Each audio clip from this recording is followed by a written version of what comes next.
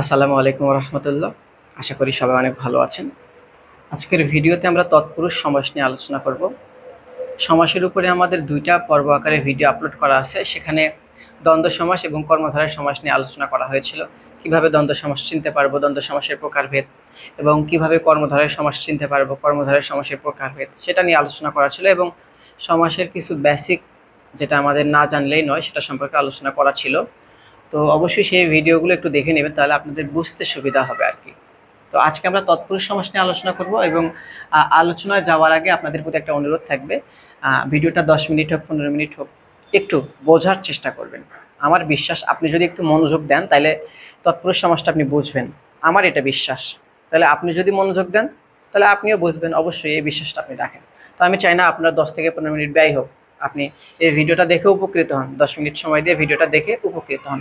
তো আমি কিন্তু সমাসের ওই দুইটা ক্লাসে বলছিলাম যে তিনটা সমাসে পরপদের অর্থ প্রাধান্য পায়। কয়টা সমাসে বলেন তো? তিনটা। সেটা ছিল হচ্ছে দ্বিগু, তৎপুরুষ, কর্মধারায়। দ্বিগু, তৎপুরুষ, কর্মধারায়। এই যে দ্বিগু, তৎপুরুষ, কর্মধারায়, এই তিনটা সমাসে পরপদের অর্থ প্রাধান্য পায়। এখন যদি আপনার মনে না থাকে যে কোন তিনটা সমাসে পরপদের অর্থ প্রাধান্য পায়, সেক্ষেত্রে আপনি একটা শব্দ মনে রাখতে পারেন। এই যে ত আর ক, ত্বক আর দৈশিকারের দি, তকদি, তাই না? তকদির, তকদির মানে কি বলেন তো? ভাগ্য। তাহলে ততে তৎপুরুষ, কতে কর্মধারা, দিতে দিগু, এই তিনটা সমাসে কোন পদের অর্থ প্রাধান্য পাবে বলেন তো? পরপদের অর্থ প্রাধান্য পাবে। আর সমাস শব্দে দুইটা অংশ থাকে, একটা পূর্বপদ, একটা পরপদ। যেটা আপনারা যদি এখন থেকে দেখে থাকেন, যদি বেসিকটা যদি জানা না থাকে তাহলে কিন্তু সমস্যা হবে। পূর্বপদ থাকে, পরপদ থাকে, এই তিনটা সমাসে পরপদের অর্থ প্রাধান্য পাবে। আর ব্যাস বাক্য থাকে। তো আমাদের পরীক্ষাতে ব্যাস বাক্য দেওয়া থাকবে না, পরীক্ষা দেওয়া থাকবে সমাস শব্দ। এখন আমরা বেশি বেশি ব্যাস বাক্যগুলো প্র্যাকটিস করবো এবং সমাস শব্দ যেগুলো আছে এগুলো নিয়ে একটু গবেষণা করার চেষ্টা করবো। তা না হলে কিন্তু সমাস কঠিন।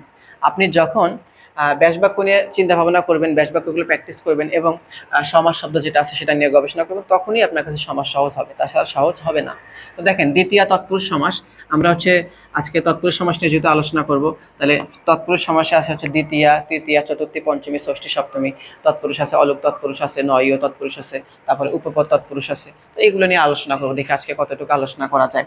তো তৎপুরুষ সমাস আলোচনা করার আগে আমাদের বিভক্তি জানতে হবে। বিভক্তিটা আসলে কি? কেউ যদি আপনাকে প্রশ্ন করে বিভক্তি কত প্রকার, আপনি বলবেন বিভক্তি 2 প্রকার। নাম বিভক্তি, ক্রিয়া বিভক্তি। নাম বিভক্তি যেটা আছে সেটা 7 প্রকার। প্রথমা, দ্বিতীয়া, তৃতীয়া, চতুর্থী, পঞ্চমী, ষষ্ঠী, সপ্তমী। এখানে কিন্তু প্রথমাটা লিখি নাই, কারণ তৎপুরুষের ক্ষেত্রে প্রথমা বিভক্তি লাগে না।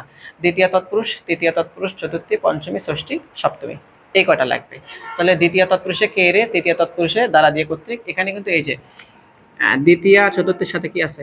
মিল আছে, বুঝছেন? এটা আমরা ওই যে কারকের ভিতরে লাগে, তাই এখানে কারকের কোনো হিসাব তুলব না আমি। তো আমরা আজকে প্রথমে আলোচনা করব দ্বিতীয় তৎপুরুষ সমাস নিয়ে। তাহলে দ্বিতীয় তৎপুরুষে আমরা কিন্তু তৎপুরুষ নিয়ে আলোচনা করতেছি, বুঝছেন? তাহলে দ্বিতীয় তৎপুরুষে হচ্ছে দ্বিতীয় বিভক্তি লোপ পাবে। বলেন তো কি বিভক্তি লোপ পাবে? দ্বিতীয়া। আর কোন পদের অর্থ প্রাধান্য পাবে? ওই যে দ্বিগু তৎপুরুষ কর্মধারায় তৎপুরুষের যে প্রকারই হোক বিভক্তি কি পাবে? সরি, পরপদ কি হবে বলেন তো? প্রাধান্য পাবে। কিন্তু একটু ব্যতিক্রম আছে, ওটা আমরা আলোচনা করব যখন ব্যতিক্রমটা নিয়ে কথা বলবো। তাহলে দ্বিতীয় বিভক্তি কি পাবে? লোপ পাবে, প্লাস পরপদের অর্থ কি পাবে বলেন তো? প্রাধান্য পাবে। তাহলে আমি যদি লিখি বইকে পড়া সমান বই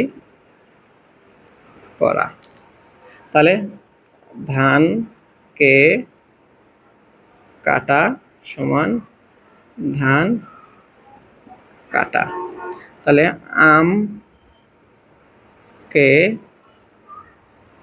কুড়ানো সমান আম কুড়ানো। এরপরে আপনি আরো লিখতে পারেন ক্ষমতাকে প্রাপ্ত, ক্ষমতাকে প্রাপ্ত, ক্ষমতা প্রাপ্ত।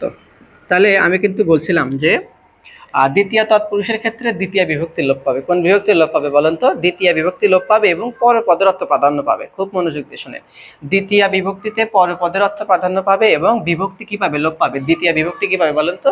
লোপ পাবে। দ্বিতীয় বিভক্তি কি ছিল? কে রে, তাই না? তাহলে দেখেন, বই, এটা মূল শব্দ কি বলেন তো? বই, তার সাথে কি বিভক্তি আছে? কে। বইকে পড়া সমান বই পড়া। দেখেন তো এই পাশে এসে কি আর হচ্ছে আপনার বিভক্তিটা আছে? নাই। বিভক্তিটা কি পেয়ে গেছে বলেন তো? লোপ পেয়ে গেছে, তাহলে বিভক্তি লোপ পাবে প্লাস কি বলেন তো পরের পদের অর্থ কি পাবে, প্রাধান্য পাবে। তাহলে পড়াটা এখানে পরপদ, বইটা কি পূর্বপদ, যেটা আগে আছে সেটা পূর্বপদ, আর পড়াটা কি পরপদ বা উত্তরপদ। ধান কাটা, এই যে ধানটা হচ্ছে মূল শব্দ, তার সাথে কি আছে বলেন তো কে বা দ্বিতীয় বিভক্তি আছে, কে বা দ্বিতীয় বিভক্তি আছে, তাহলে ধানকে কাটা সমান ধান কাটা। দেখেন তো এই পাশে এসে কি আর বিভক্তিটা আছে, নাই।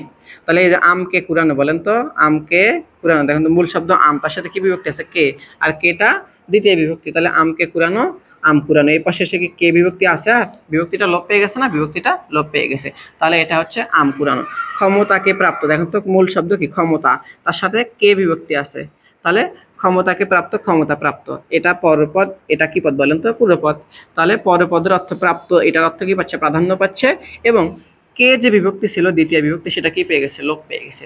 এখন পূর্বপদ পরপদ, কেউ যদি মনে করে যে আমার তো মনে হচ্ছে পরপদের অর্থ প্রাধান্য পাচ্ছে না, তাহলে কেন আমি এটা সমাস মানবো, এটা তৎপুরুষ সমাস মানবো না, আপনার মনে হওয়ার সাথে সম্পর্ক না। তৎপুরুষ সমাস হলে সেখানে পরপদের অর্থ প্রাধান্য থাকতেই হবে, তৎপুরুষ সমাস হলে সেখানে পরপদের অর্থ প্রাধান্য থাকতে হবে, তবে একটা ব্যতিক্রম আছে, ওটা পরে আলোচনা করব। তাহলে এটা আমাদের দ্বিতীয় তৎপুরুষের উদাহরণ। তাহলে আমরা দ্বিতীয় তৎপুরুষের আরো একটা ব্যতিক্রম আছে, বেপিয়া অর্থ থাকলে, কি অর্থ থাকলে বলেন তো, বেপিয়া যদি অর্থ থাকে তাহলে সেটা কি হয়, দ্বিতীয় তৎপুরুষ হয়। বেপিয়া অর্থ থাকলে সেটা কি হয়, হচ্ছে সেটাও দ্বিতীয় তৎপুরুষ হয়। যেমন আপনি হচ্ছে লিখে নিতে পারেন যে চিরকৃতজ্ঞ, চিরকৃতজ্ঞ, তাই না? তাহলে এটা আপনার ব্যাস বাক্য হবে চিরকাল বেপিয়া বা চিরকাল বেপিয়া বা চিরকাল বেপিয়া বা বেপি কৃতজ্ঞ, চিরকাল বেপি কৃতজ্ঞ। তারপরে আপনি এখান থেকে আর একটা উদাহরণ লিখে নিতে পারেন, জীবন ব্যাপী আনন্দ, এটাও লিখে নিতে পারেন, বা চিরকুমার লিখে নিতে পারেন, চিরকুমার। তাহলে চিরকাল ব্যাপী কুমার, তাহলে চিরকাল ব্যাপী কুমার, তাহলে যে চিরকাল ব্যাপী কুমার তাকে বলে কি চিরকুমার, চিরকাল ব্যাপী কুমার তাকে বলে কি চিরকুমার। তাহলে এই যে একটু ব্যতিক্রম আছে, ব্যতিক্রম যেটা আছে আপনার ওটা একটু মুখস্থ করে রাখবেন, ওটা একটু মনে রাখবেন, ওগুলো একটু বেশি বেশি প্র্যাকটিস করবেন। তাহলে এই ছিল হচ্ছে দ্বিতীয় তৎপুরুষ সমাস। তাহলে এখন আমরা আলোচনা করব তৃতীয় তৎপুরুষ সমাস নিয়ে। লেখেন তৃতীয় তৎপুরুষ, তৃতীয় তৎপুরুষ। তাহলে দ্বিতীয় তৎপুরুষে আমরা কি দেখছিলাম বলেন তো, কে এর বিভক্তি কি পাচ্ছিল, দ্বিতীয় বিভক্তি লোপ পাচ্ছিল। আর তৃতীয় তৎপুরুষে তাহলে কোন বিভক্তি লোপ পাবে বলেন তো, তৃতীয় বিভক্তি, দ্বারা দিয়ে কর্তৃক, এই বিভক্তিটা কি পাবে বলেন তো, তৃতীয় বিভক্তি লোপ পাবে, এবং ও যে তৎপুরুষ হলে কোন পদার্থে প্রাধান্য পাবে, পরে পদার্থে কি পাবে, প্রাধান্য পাবে। তাহলে তৃতীয় তৎপুরুষের ক্ষেত্রে তৃতীয় বিভক্তি লোপ পাবে এবং পরে পদার্থ কি পাবে বলেন তো, প্রাধান্য পাবে। তাহলে আপনি লিখে নিতে পারেন শ্রম দ্বারা লব্ধ, শ্রম দ্বারা লব্ধ, তাহলে এটা আপনি লিখে নিতে পারেন শ্রম লব্ধ, শ্রম লব্ধ। তারপরে মন দিয়ে গড়া, মন দিয়ে গড়া সমান সমান কি বলেন তো, মন গড়া। তারপরে আপনি আরো লিখে নিতে পারেন এখান থেকে হস্ত দ্বারা লিখিত, হস্ত দ্বারা লিখিত বলতে পারেন, চালিত। হস্ত যদি বলে যে হস্ত চালিত, তাহলে হস্ত দ্বারা চালিত, যদি বলে হস্ত লিখিত তাহলে হস্ত দ্বারা লিখিত, তাহলে হস্ত দ্বারা লিখিত, হস্ত লিখিত। তাহলে একটু ভালো করে বোঝেন, বলছিলাম কি তৃতীয় তৎপুরুষের তৃতীয় বিভক্তি লোপ পাবে, তাহলে তৃতীয় বিভক্তি দ্বারা দিয়ে কর্তৃক, দ্বারা দিয়ে কর্তৃক বিভক্তি লোপ পাবে, প্লাস পরে পদার্থ প্রাধান্য পাবে। দেখেন তো শ্রম দ্বারা লব্ধ, দ্বারা বিভক্তি আছে, তৃতীয় বিভক্তি আছে, আছে। মন দিয়ে গড়া, মন গড়া আছে, তৃতীয় বিভক্তি আছে, অবশ্যই আছে। হস্ত দ্বারা লিখিত, দ্বারা আছে না, এই যে দ্বারা, তাহলে হস্ত দ্বারা লিখিত, হস্ত লিখিত। তাহলে দেখেন তো আমি যে এখানে লিখছি যে শ্রম দ্বারা লব্ধ, শ্রম লব্ধ, এখানে কি দ্বারা বিভক্তিটা আছে এই পাশে সমাস শব্দে, না, বিভক্তি কি পেয়ে গেল, লোপ পেয়ে গেল। মন দিয়ে গড়া, আমি কি বলছি মন দিয়ে গড়া বললাম নাকি মন গড়া, মন গড়া বললাম, তাহলে দিয়ে যে বিভক্তি ছিল তৃতীয় বিভক্তি সেটা কি পেয়ে গেছে, লোপ পেয়ে গেছে। হস্ত দ্বারা লিখিত, হস্ত লিখিত, হস্ত দ্বারা লিখিত, হস্ত লিখিত, এই যে দ্বারা বিভক্তি ছিল সেটা কি পেয়ে গেছে, লোপ পেয়ে গেছে। এবং এই যে লব্ধটা পরপদ, গড়াটা পরপদ, লিখিত পরপদ, হস্ত পূর্বপদ, মন পূর্বপদ, শ্রম পূর্বপদ, কোন পদের অর্থ প্রাধান্য পাবে বলেন তো, পরপদের অর্থ প্রাধান্য পাবে। এখানে লব্ধ অর্থাৎ আয়ত্ত, সেটা অর্থ কি পাচ্ছে? প্রাধান্য পাচ্ছে। মন দিয়ে গড়া, গড়ার অর্থটা কি পাচ্ছে? প্রাধান্য পাচ্ছে। হস্ত দ্বারা লিখিত, হস্ত লিখিত, লিখিতের অর্থটা কি পাচ্ছে? প্রাধান্য পাচ্ছে। তাহলে আপনি আরো লিখতে পারেন বায়ু দ্বারা চালিত বা বাষ্প দ্বারা চালিত, বায়ু দ্বারা চালিত। তাহলে কি হবে বলেন তো? বায়ুকে চালিত হবে। একটু সাধারণ জিনিস, কমন সেন্স। কেউ যদি আপনাকে বলে বায়ু চালিত, কোন সমাস? আপনি কি বলেন বায়ুকে চালিত? বায়ুকে চালালে বায়ু চালিত হয়, সেটা না। বায়ু দ্বারা যেটা চালিত হয় সেটাকে বলে কি? বায়ু চালিত। তাহলে বায়ুটা পুরোপদ, চালিতটা কি বলেন তো? পরপদ। তাহলে অবশ্যই পরপদের অর্থ কি পাবে? প্রাধান্য পাবে।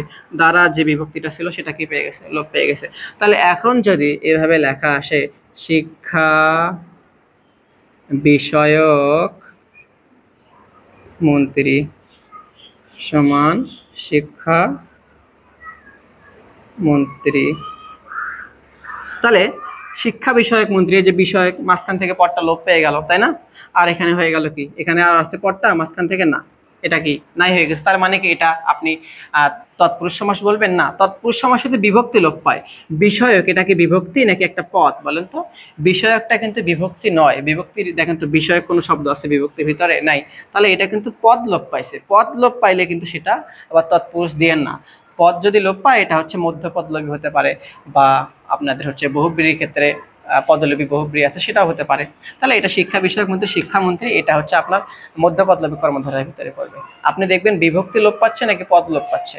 পদ লোপ পেলে সেটা হবে কি? তৎপুরুষ। আর যদি পদ লোপ পেলে না, পদ লোপ পেলে হবে হচ্ছে আপনার বহুব্রী হতে পারে, বা হতে পারে কি ওই যে কর্মধারায়। আর যদি আপনার পদ লোপ না পেয়ে কি পায় বলেন তো? বিভক্তি যদি লোপ পায়, তাহলে আপনার কি হবে বলেন তো? তৎপুরুষ সমাস হবে। আবার একটা তৎপুরুষ সমাস আছে যেখানে হচ্ছে ইয়া লোপ পায় না, বিভক্তি লোপ পায় না, ওই যে অলোপ তৎপুরুষ। সেটা আমরা পরে আলোচনা করবো, সমস্যা নেই। তাহলে আপাতত এতটুকু মিশিয়ে দিচ্ছি। এটা বুঝতে অসুবিধা আছে? তাহলে তৃতীয় তৎপুরুষে তৃতীয় বিভক্তি লোপ পেয়ে গেছে। এই যে দ্বারা, দিয়ে, দ্বারা, দ্বারা, হ্যাঁ, এগুলো কি পেয়ে গেছে? লোপ পেয়ে গেছে, এবং পরে পদার্থ কি পাচ্ছে? প্রাধান্য পাচ্ছে। তাহলে এগুলো কি বলেন তো? তৃতীয় তৎপুরুষের উদাহরণ। তাহলে এখন আমরা চতুর্থ তৎপুরুষ সম্পর্কে একটু আলোচনা করব। লেখেন চতুর্থী তৎপুরুষ। দেখেন দ্বিতীয়াতেও যে বিভক্তি কে রে, চতুর্থীতে কিন্তু সে একই বিভক্তি, কিন্তু একটু পার্থক্য আছে। চতুর্থীটা কখনো কখনো জন্য নিমিত্ত অর্থ থাকবে। যেটা দেখবেন জন্য বা নিমিত্ত আছে, সেটা চোখ বন্ধ করে কি হবে বলেন তো? চতুর্থী হবে। আর কে রে, তাহলে যেমন একটা বইকে পড়া সমান বই পড়া, তাই না? এটা আমরা কিন্তু দ্বিতীয়ার ক্ষেত্রে দেখছিলাম। কিন্তু দেখেন আমি এবার লিখলাম গুরুকে ভক্তি সমান গুরু ভক্তি, দেবকে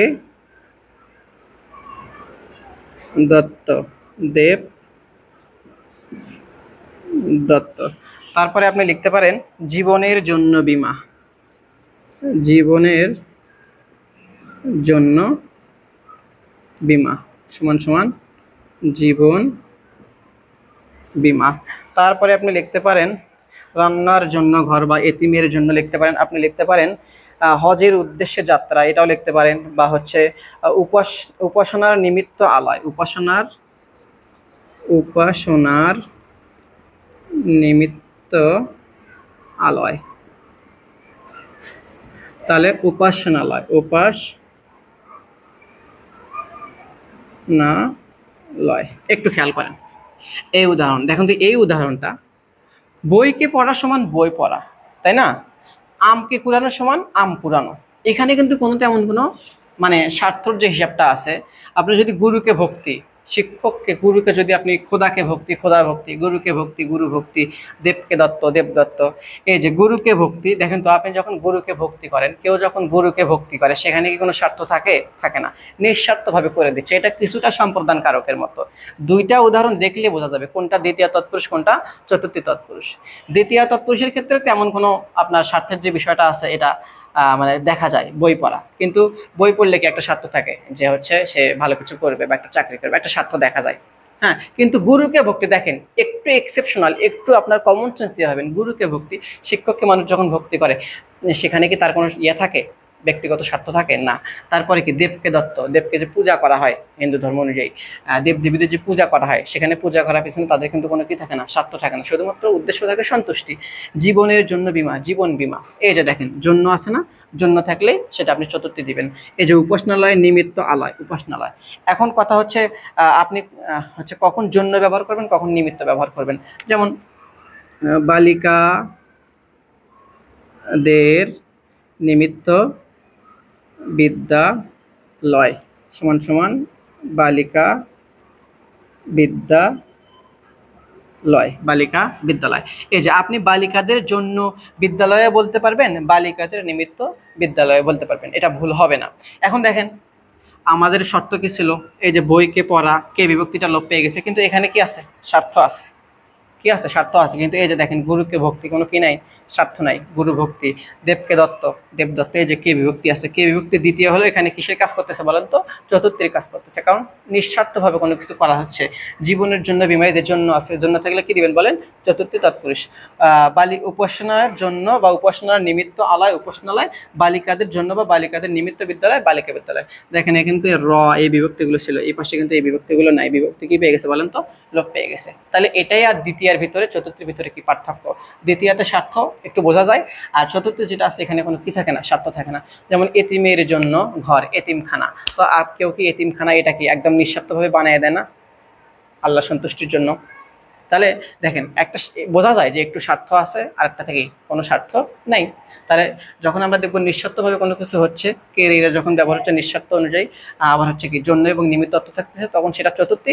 আর যখন একটু স্বার্থ আমরা বাক্য দেখে বুঝতে পারবো, তখন সেটা দেবো কি বলেন তো, দ্বিতীয় তৎপুরুষ। তাহলে এই দ্বিতীয় তৎপুরুষের চতুর্থী তৎপুরুষের ভিতরে এতটুকু পার্থক্য। তাহলে আমরা পঞ্চমী তৎপুরুষে এখন যাই। আর আপনারা বেশি বেশি ব্যাস বাক্যগুলো প্র্যাকটিস করবেন এবং সমাজ শব্দগুলো প্র্যাকটিস করবেন, তাহলে অনেকটাই আপনাদের সমাধান হয়ে যাবে। তাহলে আমরা এখন পঞ্চমী তৎপুরুষে যাব। লেখেন পঞ্চমী তৎপুরুষ।